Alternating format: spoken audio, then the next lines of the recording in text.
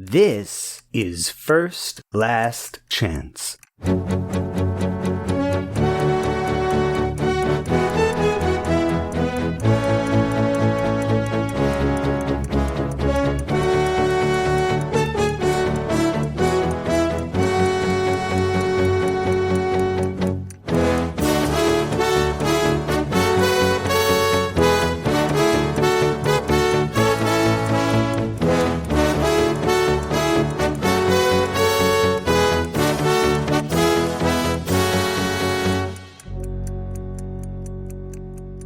Chapter 20.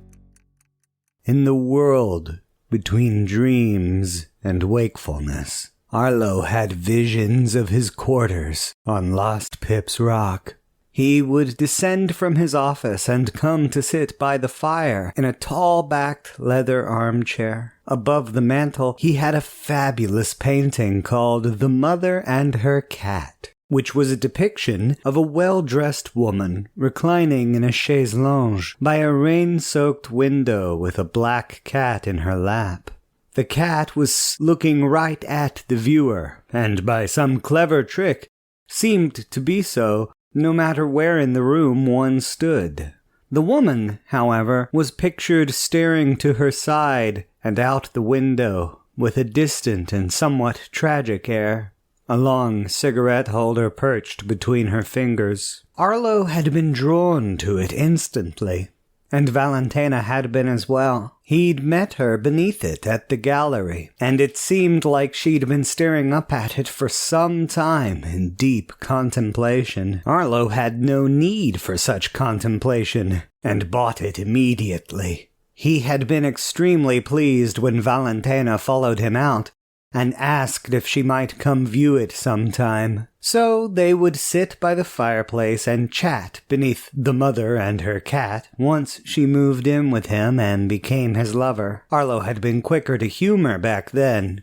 He remembered how he loved to prick her with little jokes and witticisms, how she always seemed to laugh so majestically and with such a deep sense of surprise, as though she had never expected him to actually be funny.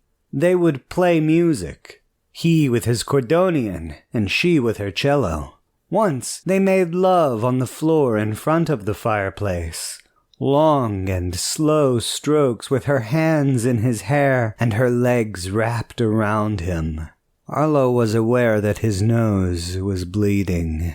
It was a cool stream by now, dripping off his upper lip and patting on his khakis to leave behind little scarlet pips on his lap. Arlo blinked tears away and tried to go back into his memory. He pictured Valentina on the floor after their session, nude and unashamed, with her arm bent at the elbow as she laid back, still flushed with apparent pride and enjoyment. Her modest bust rising and falling in gentle breaths that ever so slightly shifted her breasts. Arlo was crying, and he couldn't be sure whether it was because of the pain or because of his situation. They had tied him to a three-legged stool and beaten him senseless. The two men in jumpsuits who he'd been given to by Orden. One of the men had been called away, to his luck as it turned out, because the other man then produced a pair of garden shears to cut Arlo's hair.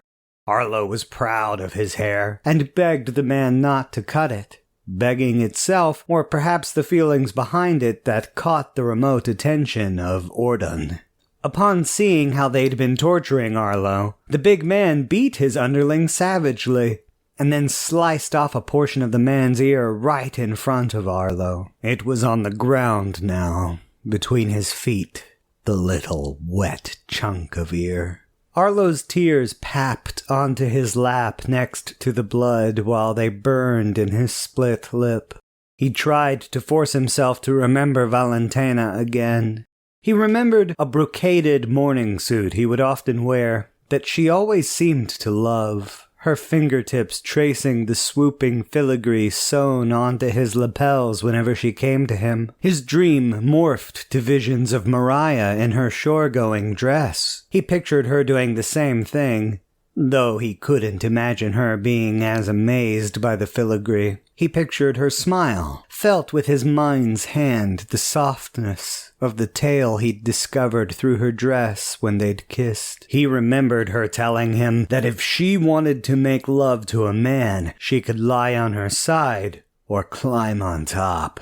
The door opened, but Arlo did not move his head. He did not know much about the chamber he was in, other than that it was like a stern gallery. The thrum of a Metzel engine vibrated his feet, and sunlight bore in from his left with a narrow view of the shore. He was tied to this stool, and a dead old woman with rabbit ears was tied to a stool across from him. Her buck teeth had been torn out and thrown on the floor in front of her, and blood had poured out of her mouth to cake and dry all over the chest of a rough-hewn frock. Ordon entered his eye line. The older man now dried and dressed in a brilliant red and gold robe. An orange sash of shiny satin was now wrapped between his utility belt and his clothes, but he seemed just as comfortable as he had been in his saggy brown half-breeches. With a gentle palm on Arlo's forehead, Ordon tilted Arlo back to examine his wounds with evident concern painted on his fatherly features. "I am so very sorry they did this to you," Ordon said, and it sounded like he meant it. "I did not want this at all. But those young men are on their first crusade, and they showed remorse when we killed the villagers. So they think they have something to prove." "It's natural to feel remorse for doing evil," Arlo whispered, looking through a swollen purple lid and over a split cheek at Ordon with nothing but enmity. "It's natural to feel remorse for causing suffering," Ordon half agreed, while gently wiping at Arlo's wounded face with a warm rag. He seemed entirely placid, eyes wide open and alert, unlike Placel Lamella, but perfectly at ease while he worked and talked easily of his faith. "One must feel great compassion for the animals they kill. They cannot help that they are abominations before Calden, and they must be culled before paradise can be rebuilt. They don't deserve to suffer so, but it is what must happen." "Is that what you tell yourself?" Arlo asked next, trying not to be grateful for the attention he was getting, while Ordon applied a gentle salve to his cheek. "You remind me of one of them, who thought he could dress like a swashbuckling hero, and suddenly his piracy would become vigilantism." Maybe it was vigilantism," argued Ordon with a shrug. "Or maybe we must all walk our own paths. But I've been given gifts that solidify my faith. I've been shown visions and taken into sacred places. My path is clear. I hope yours will run alongside it." Arlo wanted to spit blood at the older man, but his mouth was so dry that he couldn't even draw up the slightest dampness. Perhaps this was obvious, because Ordon next brought a water skin over and squeezed it into Arlo's mouth. Arlo was surprised to taste tea rather than water, but drank it greedily nonetheless. "I have been on the radio with your ship, the Sunseeker," Ordon told him now, pacing around Arlo to inspect him from other angles. "She is a recent-built destroyer of 2 batteries. Very substantial firepower. She could sink us here in Calden's ship with a single barrage, I have no doubt.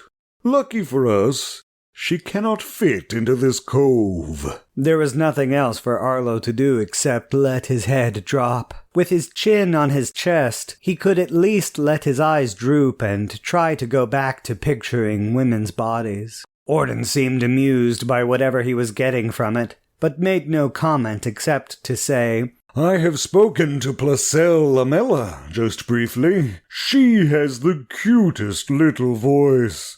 She has told me she will come and give herself up in exchange for your release." "It was hard to be sure with the mess, but I've known her to kill 10 men at once, perhaps more. murmured Arlo, while his half-lidded gaze bored down to the floor. Maybe she will kill your entire crew. Maybe so, Orden half agreed once more. He seemed awfully cooperative as a conversation partner, even if he was not quite so generous as a host. I don't think so, however. I explained to her that I would like to bring you with us back to the mainland. Arlo snapped his head up with bared teeth. The mainland? You would be vaporized in an instant if you tried to land anywhere near Corvus. The Chaldeanite chuckled. No, Arlo. We have our own mainland. She will kill you all, tried Arlo next, even though he'd done it before, mainly because it felt better than just admitting he was wrong.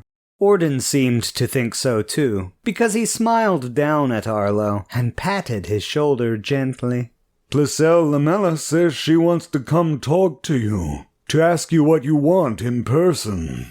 He went on now, striding to the window and crossing his hands over his stomach while he eyed the blackened trench on the shore outside. I will come across to the Sunseeker and pick her up. She will come back here and ask if you want to go back. If you do, I will drop you behind us in a boat once we are out of the Sunseeker's weapons range. If you wish to stay, you can berth with her here on the ship until we get back to the mainland. There, I suppose, you will dispose of me, figured Arlo with a grim expression. He wasn't sure he could live with himself after letting yet another woman exchange herself for him. The guilt of Gromlaw's loss burned him enough as it was. Placelle Lamella he had already pushed away once. With his eyebrows climbing high, Orden turned around and twisted his face sideways, surprised at the very suggestion. No, Arlo. You'll be given a house and a job. If you rise high enough in the church, or catch the eye of someone who has, you could be taken as a spouse. Since there was no reply, the burly man approached Arlo and knelt to get at eye level with him. Listen, Orden explained gently. In the Redlands, we have no currency. There's no food shortages, no homeless, no want. Every person has medicine when they are ill, and neighbors to stand beside them when they are belabored. We don't differentiate between men and women. We have no rich or poor, no races or borders. Every servant is equal under Calden's law. The only status in our society is aptitude. Arlo said nothing. He wasn't sure he even believed it. Supposing he did, it was not worth it to go around killing beast folk and unbelievers. Think of what you want to do in life. Everything that's been denied from you in Imperial lands. Orden pleaded now, one hand on each of Arlo's knees while he looked up with such sincere emotion in his eyes that Arlo couldn't help but go along with it on some deep level in his psyche. What they won't let you have due to money or placement or rank, you could earn it in the Redlands. No path is shut off to you except one, and that's only because of your age. But any job you could think of that you might want to do, you could start out at the bottom and show your talent, really work your way up. It was impossible for Arlo to not instantly picture himself curating an art museum or putting together shows for some nebulous authority figures in the faraway Redlands, as Orden had called them. He gulped, and Orden's face lit up in a broad smile. Just think about it, friend Arlo, Orden said next, then stood once more. Think about it while I go get my prize. And you can talk it over with your friend when I bring her back. Wind howled from the mouth of the cove and stirred the edges of the heavy linen cassock and prayer shawl Placelle Lamella wore over her armor. She carefully gathered either side of the combination and eased them over her shoulder so that they hung more like a cape from the gorget of her cuirass, and then knelt to dust the tops of her boots. Her face was extremely passive. even more sleepy than usual while she waited for the two crewmen to toss down the rope ladder for Orden to climb aboard from the little pilot craft he'd come out of the cove on. The Oathkeeper did not reach for either of her weapons, though they were quite openly displayed on her belt. Instead, she crossed her hands over her lower stomach and stood with her feet shoulder-width apart on the fore-gun deck of the Sunseeker. Some childish inkling had told her to climb atop the turret to meet Orden, but in the end gravity won the day, and she simply stood waiting upon the deck in her pastoral way. The gathered crew was extremely nervous, something the Oathkeeper could sense even without the talents of her curse. Those who were not needed directly to man the bridge or the engines were all on the weather deck in various places with arms and armor. Their gray fatigues meshed well with the hard green armor vests bought surplus from the Imperial Navy, and boarding pikes with underhaft shotguns. Even the galley cooks stood near the rear superstructure of the vessel, crowding the entrance of the stern gallery with stubbier amidships shotguns in hand, behind the short but grimly intimidating form of Ali the Implacable, casually honing a fat, curved cleaver fit for gutting porpoises and tuna. It went without saying that worthy Ali considered a Caldanite speaker to have gills and fins. When the first wisp of salt and pepper hair popped up over the top of the ladder, Orden stopped at the top rung and peered around before rising the rest of the way to show a broad, smiling face. Placelle Lamella could feel smug happiness rolling off him, along with the stink of her own curse. Her lazy eyes followed his unbending form as he approached her with his head agog, swiveling around to take in the fixtures of the ship, the armed crewmen, and the various shapes of more recent ship design from the Far East. He saw the bridge and the tower above him, and raised a black-gloved hand to wave with his grin unmoving. Then he turned to Placelle Lamella at last, and eyed her with the same apparent interest. Although her face remained slack, internally Placelle Lamella had a similar interest in the other man as well. She had met enough of her kind before to expect a certain simplicity to the emotions rolling off the big man, but somehow he had something more akin to true feelings. Most heart-leeches had emotions that were like broad, shapeless smatters of color, and Placelle Lamella was sure that she was no exception to this. Speaker Orden did not have the scrollwork and elegant fractal complexity of real folk, but his crude brushstrokes were somehow composed into something like a sketch of sincere human curiosity. It was like looking at a glowworm and seeing the fangs of the anglerfish glistening behind it. Or perhaps like watching a scarecrow trying to walk around. "Uncanny, isn't it?" Orden asked cheerfully, instantly sensing her curiosity without the limitation of the waking rest. "I could teach you. I aim to teach you, in fact." Placelle Lamella followed him with her eyes, only turning lazily as he paced around her with an appreciative look. She did not react at all when he pinched her prayer shawl and brought it close enough to see the gold moons and stars embroidered into the green fabric. "The cassock or cloak underneath, whatever it is," he started, while also lifting the cassock and laying his hand on the armored breastplate beneath. He stroked the warm metal and added, "as well as the armor. As I suspect it is infused with bloodstone, you can keep those things. The hammer as well. It suits you. The shawl will have to go, of course, as well as the pistol. They offend Caldan." Placelle Lamella said nothing in response, but did waggle her elbows a little so that the cloth would drape more freely. Orden paced the rest of the way around her and peered into her heavy-lidded eyes with a look of wonder. "You can also teach me whatever it is you are doing there, if you wish." It is fascinating. What is the point of it? To hide yourself from others like us? There's other ways of doing that, you know. The Oathkeeper tilted her head and blinked stupidly at him for only half a second before realizing he could not tell what the waking rest was. Her flat mouth twitched into something like a smirk before she answered, "What I am doing to myself reduces how much of my strength I use. It also helps me ignore my hunger and the temptation that hunger creates, so I can stay healthy just on common everyday feelings and not have to cause trouble."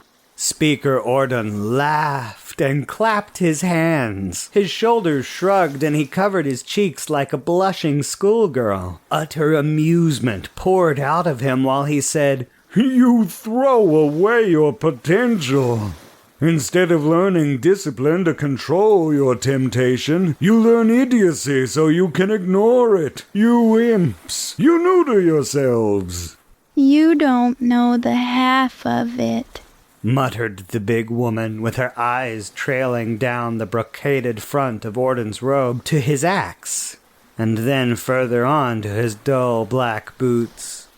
With a shake of his head, Orden put a firm hand on Placelle Lamella's shoulder and sighed contentedly. "You will have to wear the leash for a few years while we get you used to accepting your gift instead of ignoring it. Of course, once that's done, you will go far. I can tell you are used to bloodshed enough already. You could be a Bloodfoot quite easily. You may even be a speaker like me. Or even better, if you go on a few well-regarded crusades." Orden felt the need to dry wash his hands and look at the assembled men with a sly smile before saying more covertly, "Why, trained up right, the two of us could take this ship by ourselves. You are quite the prize, Placelle Lamella."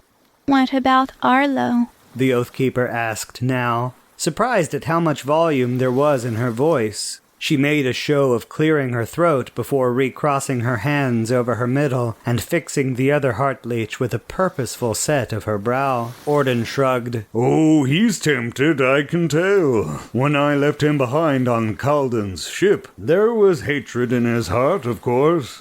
But I could taste his temptation as well.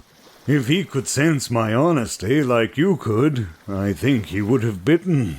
We shall see what he is feeling when he sees you, of course. May I pinch your bottom?" There were affronted gasps from one of the nearby crewmen who had heard this question, but Placelle Lamella blandly answered with a single word. "Yes." Approaching, Orden leaned forward, with his broad grin still showing, and reached into the cassock. As he reached around and grasped the firm, bulbous shape of her rump, the crude sketch of lust came across, and his smile grew as he sensed her interest. Her gauntleted fingers came down tight like a vice around his wrist, and his smile turned wicked, almost dangerous. "What about love?" she whispered with her eyelids just barely beginning to strain. "I have a husband and 2 wives. Orden answered as he slid his hand out of her grip. His eyes were sharply focused on her own, his smile unshakable, while a sense of superiority washed out. And I love all 3 dearly. It feels like this." Vanity, smugness, and self-certainty swirled up and parted in favor of something new. While Orden thought about his family back home, it was not like human love as Placelle Lamella had ever tasted it before. There was a singular flavor to that, which grew with richness and intensity the longer and more requited the attachment was. Orden's so-called love was less like romance and more like his simple aped lust wrapped around the way Placelle Lamella already felt about Arlo, and mixed with something akin to the way brothers and sisters seemed to regard one another.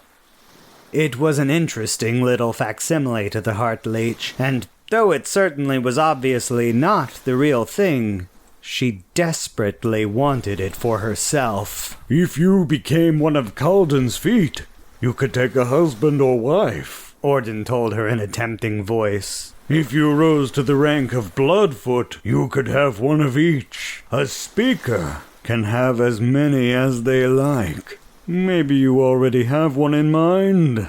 Orden's surety blossomed to a fever pitch as he put a hand on each of her biceps to lean in close and ask in a hushed tone, Maybe friend Arlo. Though he had intended for her to smile, something in Placelle Lamella's easy smirk surprised him and made him feel uneasy. The other Heartleech blinked at him a few times, and then her eyelids fluttered open. He watched her pupils shrink and rapidly focus on his own while she responded, in a vivacious tone, Not Arlo, because he's not going anywhere with you. Cautiously, Orden took his hands from her and lurched back slightly to eye her up and down. With the Oathkeeper's hands still crossed over her middle in plain sight, Orden felt the need to look at the gathered crewmen distrustfully. None of them pointed their guns at him. Just to be sure, Orden fixed Placelle Lamella with a warding glare and warned, In case it was not clear last time we spoke, he will be killed if I do not return by an appointed time. In fact, if I return without you, I plan to kill him myself, the poor man. Placelle Lamella bared her teeth in a shark-like grin and said, Maybe I do have trouble controlling myself when I'm hungry because of all my time and the waking rest, but there's one thing I get from it that makes me better than you. The Caldenite speaker dipped his hand down into his belt now for the head of his axe. His back hunched while his brow furrowed, and he looked around at the assembled men. They all held their guns in a low, ready position, but none dared point their muzzle at him. Orden whipped his head around to every single one he could spot to make sure before turning back to Placelle Lamella with an extremely tense face. Emotionally, he suddenly became invisible to her.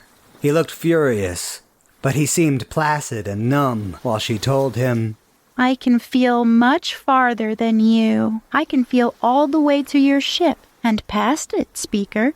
I can feel almost half of this whole island. And you can't even perceive anybody off this ship, can you? The implication struck the other Heartleech like a bolt of lightning. Instead of cursing her or his luck, Orden only looked mildly disappointed and replied, You throw away much in this. Greedily, happily, Placelle Lamella whipped her hammer out of its frog and right into Orden's chin, only for him to hook the beard of his axe around its haft, even as one of his upper teeth folded up and out of his mouth and clattered onto the deck between his feet. The Oathkeeper drew her gun next, and Orden snatched at it with his free hand from below. He kicked her between the legs and then bashed her hand against the nearby taffrail to disarm her. While the shotguns came up and pointed at both of them, Placelle Lamella happily grappled with the Caldenite priest, grinning in utter manic joy. Internally, she muttered a quick prayer that Orden would not be able to stay invisible forever, so she could hurt him and feed on him until he died. Less than an hour earlier, Irina had watched Speaker Orden board his stolen pilot boat and motor off into the narrow channel leading out of the cove. She was prone upon a hillside, peering through the prism sight atop her carbine at a distance of some 200 paces. The prism magnified things on a power of 3, so it was mostly fit for close or medium ranges, but it still helped Irina keep an eye on the gunboat below. Her experience with Caldenite soul-suckers and the tactical primers she'd obsessively collected and read over the years told her that 100 paces was enough distance to remain undetected. But Irina was nothing but nerves while she watched the indistinct shape of the robed figure depart onto the boat below. It wasn't only the caution of her bad experiences that had made her nervous, but also the fact that earlier in the day Placelle Lamella had seemed to detect something happening on the other side of the island, when in the middle of their third shouting match while they loaded the back of the truck with Plurimon's things, the enormous woman had frozen in place and dropped a heavy crate onto her own foot with wide eyes. Irina had shouted at her to wake up multiple times, but the Oathkeeper had just stood there with her eyes flicking around her and her head slightly tilted for what seemed like an entire minute before blurting out some story about Arlo being in trouble. From there, it had been a series of what felt like one poorly made hasty decision after another. They drove the truck to the ship and had it lifted entirely aboard, where Placelle Lamella had received some kind of radio message directed at her by name. It was all very irritating to the Tribune, who, despite her extreme displeasure with Arlo's behavior, was still eager to rescue the lad, if for no other reason than to put one in a cultist's eye. Only, she came to find out as she carried out the first wing of their joint plan, that this was no simple cult, but an actual band of crusaders in a gunboat that had made it all the way out to Hookthorn from the distant Redlands few Korvokians had even seen. Seeing the distant black gash of the burning trench next to the red-painted shape of the gunship with belching black smoke pouring out of its funnel filled her with a sense of vengeful hatred that did little to help her feeling safe and secure from the prying mind of the Heartleech supposedly aboard. Only when the little red and gold shape was motoring away with a frothy white wake behind him into a narrow rocky valley did Irina feel at least a little confidence that she wasn't going to have to put a bullet into the man and pray the goddess would permit her to simply pick off all the hands and feet on the gunboat before they decided to kill Arlo. It would have been fun to just march down there with a gang of Sunseekers and a few heavy weapons she had no doubt were stored in the destroyer's armory and lay siege to the little gunboat until everybody on board was dead or it was forced to flee out of the cove to the waiting guns of the destroyer, which could sink it in the blink of an eye. In fact, Irina had suggested as much, and even though Captain Hardwick wanted into her trousers, the clanner had refused to leave his writ cousin's fate in the lurch of a protracted firefight. On top of that, Irina had to confess to herself that she had some small attachment to the foppish little princeling as well, and it wounded her to imagine losing him because of her brash action.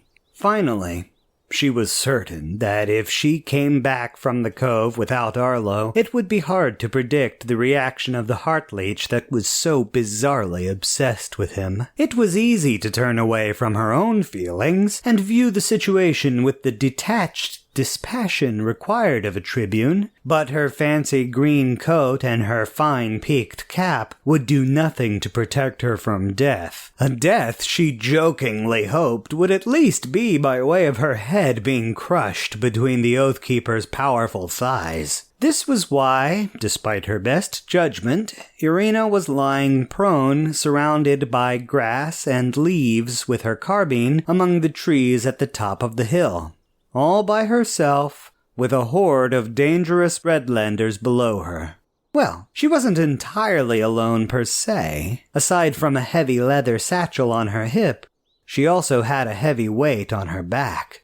Though none of the electrodes were connected to her body, Irina wore Plurimon's tank on her back, and his headset was strapped around the crown of her hat like a pair of unused goggles. As she shifted from lying to a cautious, crouching walk through the underbrush back towards the road, she remarked to him, "First time I seen a soul-sucker that had dark hair. Must have been pale and pink all over, like our fat tits." The headset was much quieter than normal due to a slight adjustment of some little dial on its side, but Irina could still hear the professor clearly as he responded, "Although albinism is an extremely common comorbidity with anti-gastronomic centiphilia. 1 in 5 sufferers of the disease are born without it. In fact, even Placelle Lamella of St. Tetra exhibits unusual qualities with her amber eyes. Though her iris does maintain a slight crimson coloration, many of her ilk have eyes of either pale blue,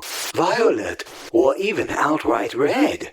This is common among albinistic people, even who do not suffer from anti-gastronomic centiphilia. Irina plodded with her head low towards the road, but did not go onto it, instead walking alongside it and ducking beneath branches while she listened to Plurimon's explanation. While Arlo always seemed to find them tedious, Irina actually enjoyed them, so long as they were not interrupting something. Having pickles as a sort of accessory to her wardrobe made it even better, because she didn't need to wait for him to pilot Razor along behind them or think about how the huge beast man was going to get around. It was almost like the good doctor was her personal thinking mind dog, a living encyclopedia to the world around her. She banished the temptation to have him identify a few of the plants and trees around them as she made her way across to the fork where the road descended to the shore, where the gunboat was moored and the blackened trench was dug. How far can you see, Pickles? She asked now while peering through the trees to find some less visible means of ingress than the road, even though it looked like nobody aboard the gunboat was even watching that approach, despite knowing that they were holding a hostage from a group of Imperials. Did they not know how much a blood relative to a clanarch was supposedly worth? Debatable though it was whether Arlo merited that worth, Irina doubted Trayston would respond to a ransom request with, "I have no nephew, Arlo." But colder things had happened. Even when I was corporate, my eyesight was quite poor, the headset admitted to her. In my current state, I am so nearsighted that it's easier to just observe the echoes of my own voice, which I should point out you have diminished for the sake of stealth. Right. Can't be helped then, I suppose.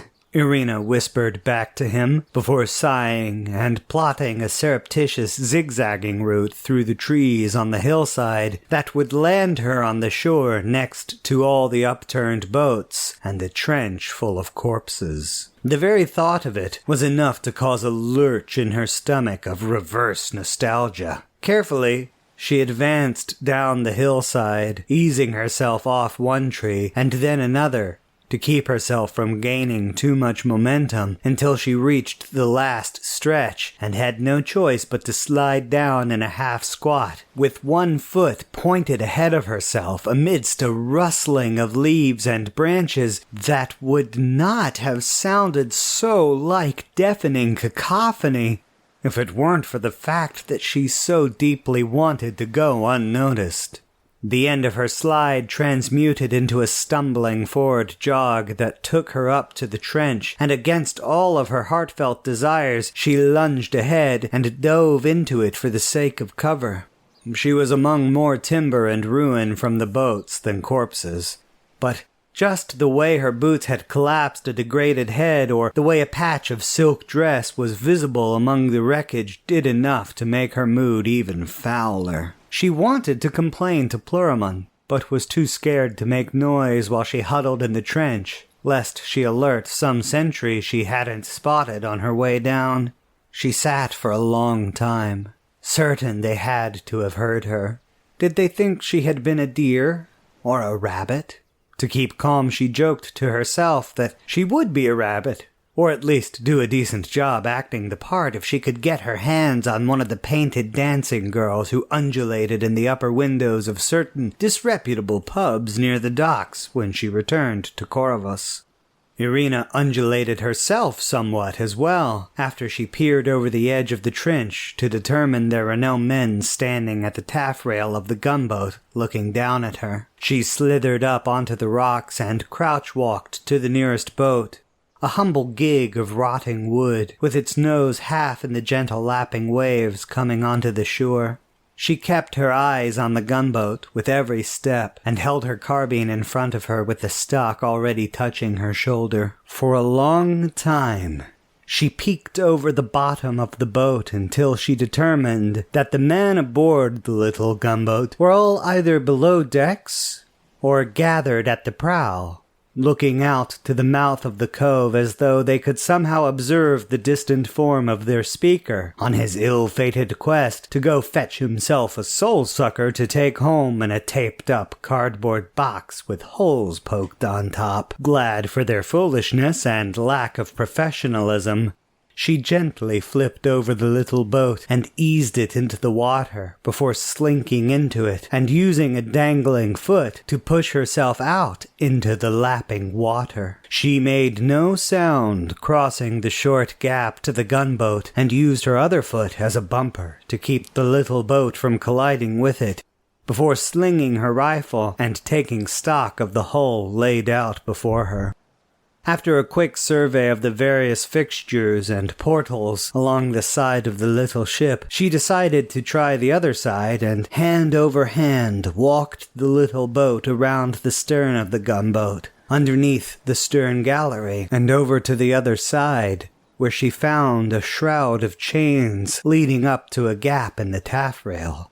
With cat-like grace, Irina ascended the shroud, careful not to rattle the chains, and rolled onto her stomach on the deck rather than stick her head up into the open. She was near a side entrance to the stern gallery, with a white 7-pointed star painted on the door, along with the label, Speaker's Contemplation Chamber. She ignored this for now, and worked her way forward. But when she poked her head around the corner to examine the deck, she could see that there were sentries posted on the hatches leading down below the weather deck, who hadn't been drawn with their comrades to the front of the ship.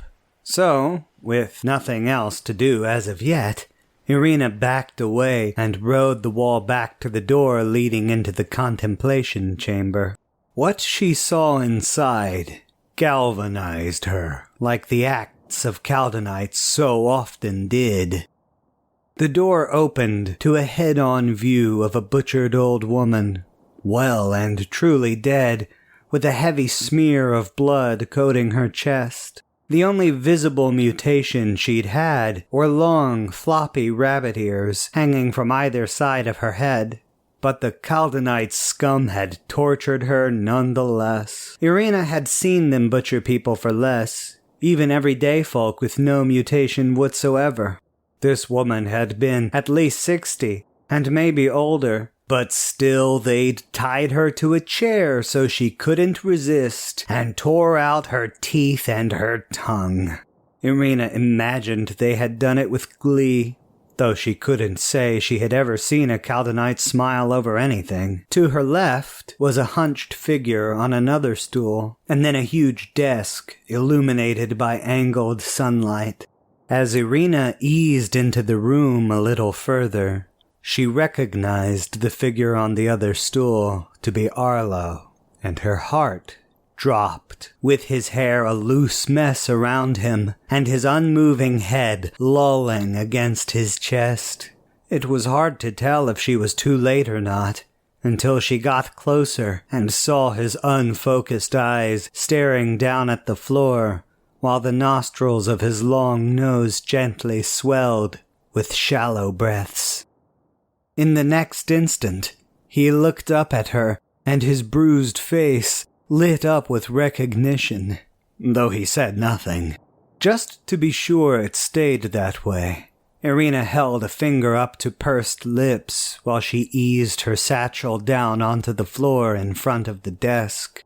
Inside was a fairly simple-looking device, shaped like an upturned vase, with a stopwatch strapped to the front.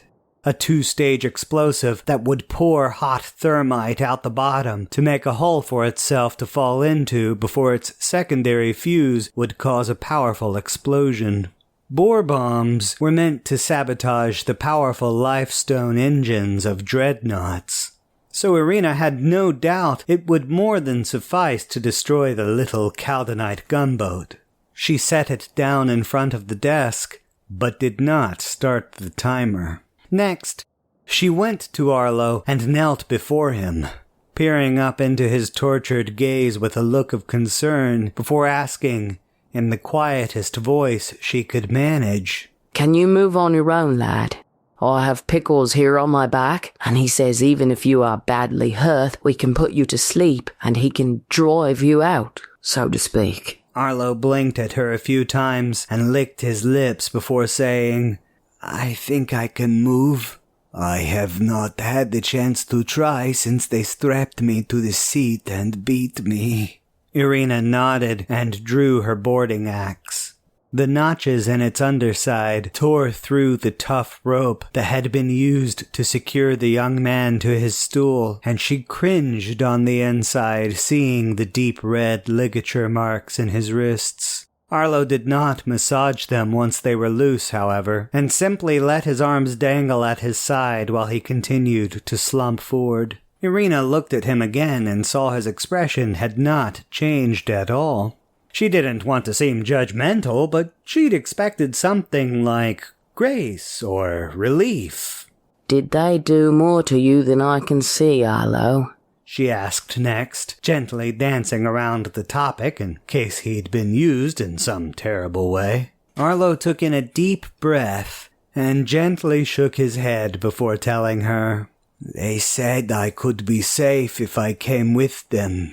Or rather, the one they call Speaker Ordon said I could be safe. He said I could have a job doing what I wanted. Anything I wanted. They would give me a house and food. They have no money. They do not use it." Irina sniffed at him and prepared herself to leave him on the ship while she blew it up, but softened herself seeing how he suffered. At least, she was fairly certain it was the younger man's suffering that softened her, rather than the threat of her head being crushed to death between a pair of luscious milky white gams. "They have money, Arlo," Irina assured him in a motherly voice while she rose and lowered her hands to help him up. "Carved ebony coins with 7-pointed stars on both sides of them. They use them to buy medicine and food when they're not stealing it. Usually, they trade their ill-gotten plunder to get it back when they're red-bound once more. Let's come along home now, Arlo." He put his hands in hers, and together they managed to get him onto his feet. Irina put her shoulder under his arm to help steady him and whispered, "Besides that, you told me this morning you have a beast girl to ruin the life of or be heartbroken by.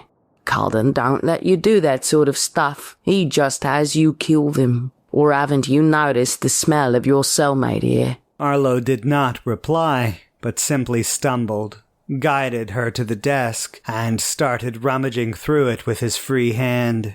In the middle drawer, he found his watch. The shock of being in his pocket while he was whiplashed against the ground had stopped it. Arlo made a distressed little wail behind his closed lips and shook it.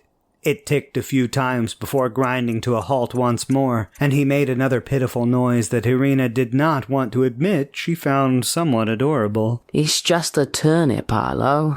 They aren't made to stand up to the rigors of life on the sea," Irina told him in that same gentle tone from earlier while she presented her hand for it. "Just gee it here. I'll hold on to it for you until we get back." Again Arlo said nothing, but he did use the arm he had draped over her to give a sort of half-hug while he wrapped the chain and charm around his watch once more and continued rummaging through the drawers. Eventually, he separated himself from her entirely and shuffled over to a cabinet behind the desk where he rifled through the compartments until he finally was able to produce his beloved garrison belt. The shoulder strap was warped from being used to bind him, and the cravat he'd been using as a hairband was missing as well as his waistcoat. It was likely they'd been too soiled to bother keeping. His sword and revolver were in the cabinet as well. He sighed as Irina helped him fit the belt onto his trousers once more, trying to put the appearance of gentle care over her apprehension that a hand or foot might walk in on them at any moment. "I almost managed to get the gun out of the leather this time," he muttered pitifully as Irina cracked open the breech to check the primers of the shells in the cylinder. She shut the latch again and slipped it into his holster with a couple of sympathetic pats, but did not comment on his by now expected inability to defend himself. "Let me see you hobble, Princeling. Go stand by the door," she ordered softly, with one pointing finger, before kneeling over the bore bomb to adjust its fuse and timer. Watching Arlo walk with one hand on the wall, somewhat awkwardly but with no favored leg, gave her some faith that he would be able to make it down to the boat and across to the shore. From there, they could flip over the first thing with a motor and zip out of there while she covered the taffrail with her carbine. "I will crack open the door and go left," the little Tribune explained while she unslung her carbine and quietly tugged the charging handle halfway back, as if the chambered round would have evaporated if she didn't make sure it was still there. "You go directly across behind me to the gap in the rail. They have a chain shroud hung there. The speaker used it to depart and I used it to board. Climb down fast. Don't mind the noise. I will be right behind you as soon as ever I can." Arlo met her eyes and gave a firm nod, then gave a meaningful glance to the bomb. She nodded back to him and returned to kneel over it once more. With her hand on the arming plunger, she met his gaze with her eyebrows raised and asked, "Ready, Princeling?" "Yes, Mum," came the oddly soft-spoken reply. Irina armed the bomb, and at once it began to tick like Arlo's watch. She immediately glided for the door with her right hand bracing the carbine to her shoulder. As soon as she pushed the door open, her left hand fell to the handguard, and she rounded the corner with the sight coming up before her eye. Both she and the black hand coming around the corner with a bucket of red paint were extremely surprised, but Irina was quicker to react and fired 3 shots right into the man's middle. Her carbine was noisier than any handgun, and the muzzle flash was like a frozen stab of flame that left spots in the eye. But its victim stumbled backwards while his hands instinctively crossed over his chest, and he tumbled down the stairs already dead. The paint bucket that he'd dropped went over on its side and gushed more dark red fluid on the deck in a messy semicircle that traced the arc it rolled in. Voices from ahead alerted Irina that the furious sound of her gun had not somehow gone miraculously unnoticed, but she kept herself braced in the doorway with only her right shoulder and knee exposed, while she kept the almost black-green threads of her crosshair trained over the top of the stairs. Sure enough, 2 white hands came running up the stairs with their own guns in hand. They were not holding them ready to use like fighters, but in the panicked idiocy of men who were not entirely sure what was happening. Irina put a single round through the first one before pivoting to fire 3 more into the second.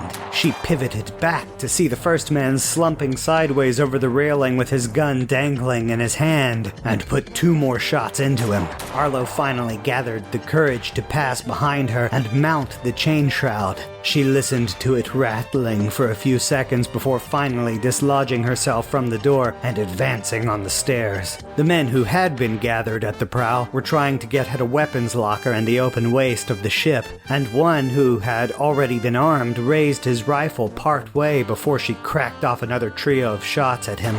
The others scattered, and Irina lowered herself to seek them before backing away and jamming her left hand into her satchel for a stick bomb. Boots were pounding on the deck plating beneath her as men surged for the hatches to come towards the gunfire, and some man who had got his hands on a shotgun took a pot shot at the stairs while Irina ducked back. She cracked the fuse with her thumb and lobbed the stick bomb underhand before blindly firing 6 of the remaining 12 rounds in her magazine over the top of the stairs. Without waiting to see what came next, she leapt back while slinging the carbine once more and swung around the railing with one hand. The toe of her boot only grazed the chain shroud, and with a gasp, Irina found herself hanging over the side of the gunboat, looking down at Arlo, who was cowering in the little gig at the bottom of the climb. She kicked her feet like a child in a tall chair for a moment before saying, "Pickles, I sure hope you're waterproof." The explosion of her thrown stick bomb drowned out the professor's response as she opened her hand and fell straight down into the water while her heart climbed up into her throat.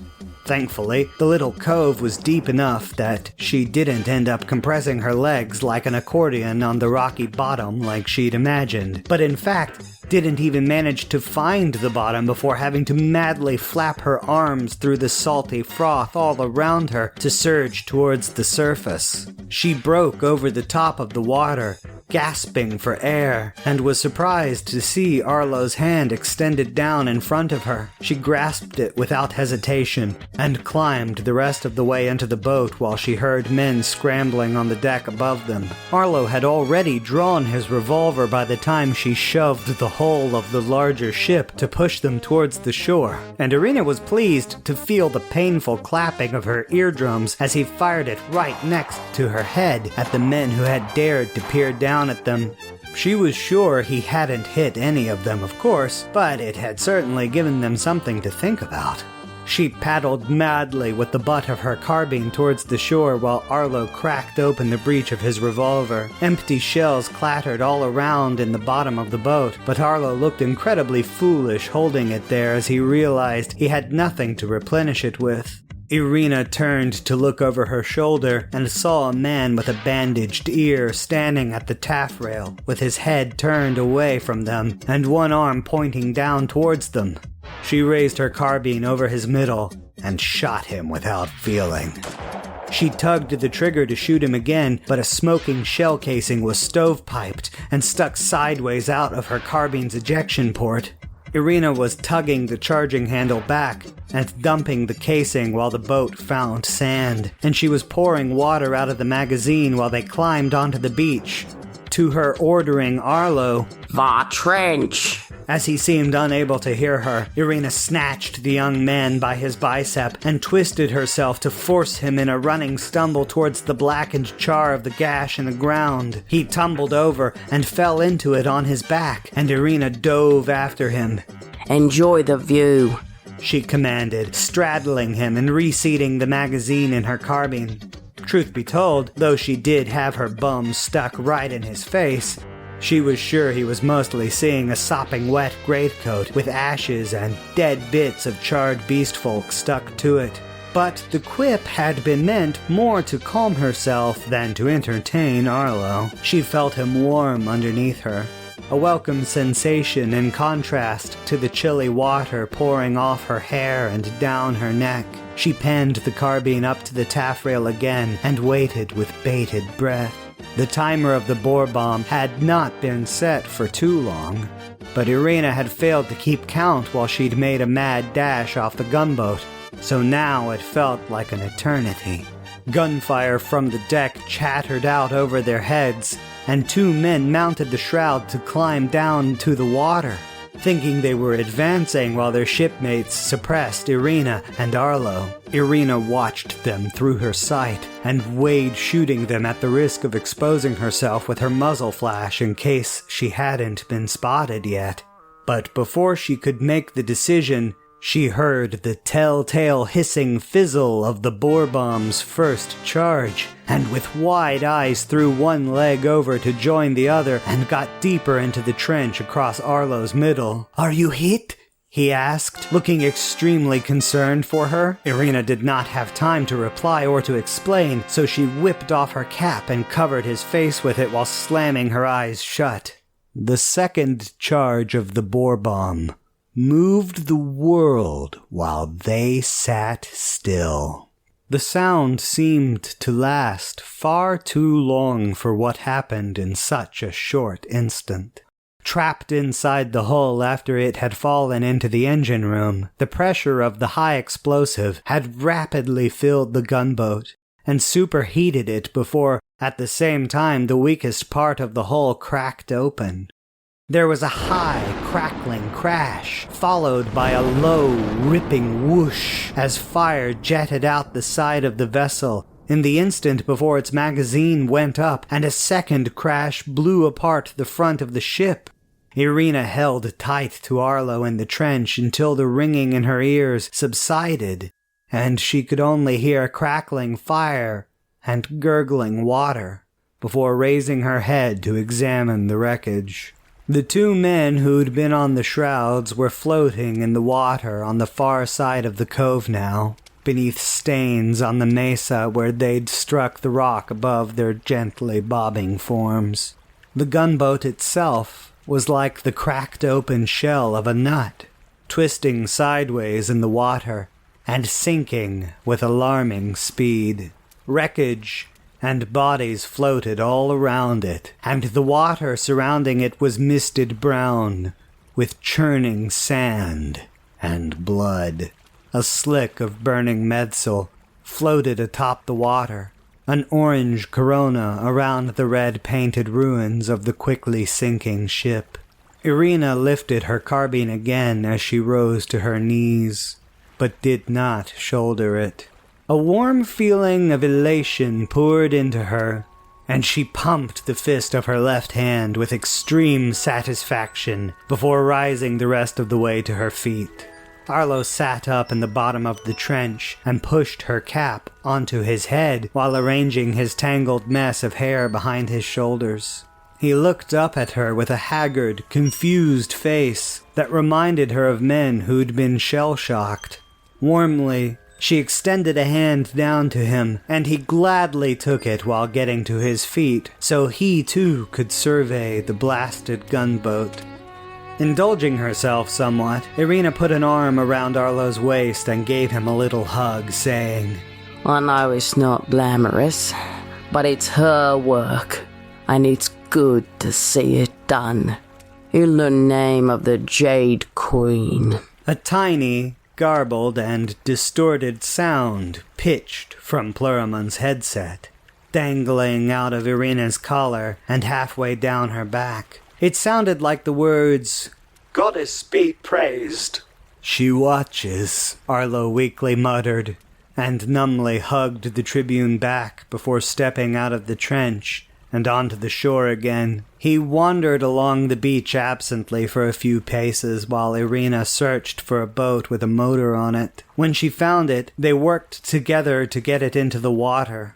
It took a little calculation to plot a safe line out of the cove that wouldn't bring them close to the gunboat, but she managed well enough in the end. Her sense of triumph was only increased as they emerged from the cove to see Placelle Lamella at the jackstaff of the Sunseeker, with Speaker Orden hanging below her off the front of the ship. While she'd only been asked to stall the other Heartleech, it seemed that she had gone above and beyond the call of duty, and went so far as to beat him senseless and subdue him. The Oathkeeper seemed pleased as can be while she loomed over the hanging man, who was determinedly grasping the railing with one hand while she took what appeared to be a little kitchen knife and repeatedly drew tiny cuts along the top of his arm. Neither of them were speaking to one another, but both turned their heads at the sound of the approaching motor, and Orden's furious face transmuted into one of outrage and betrayal when he recognized Arlo. For her part, Placelle Lamella's face lit up into extreme pleasure, and she jammed the tip of the knife right into the center of Orden's balled fist, which immediately opened and caused him to plummet well over 30 paces into the waiting maw of the sea below, with a mighty splash that soaked the peak of the orlop. Placelle Lamella stood at the railing, looking down at Arlo with a pleasant, blushing face, happily waving at him even as armed men rushed past her to mount the jackstaff and fire blast after blast with their shotguns into the churning froth where Orden had fallen into the sea. The water misted with blood, but the speaker never rose to the surface. When they got onto the deck, Placelle Lamella shamelessly threw her arms around Arlo and held him tight to her chest.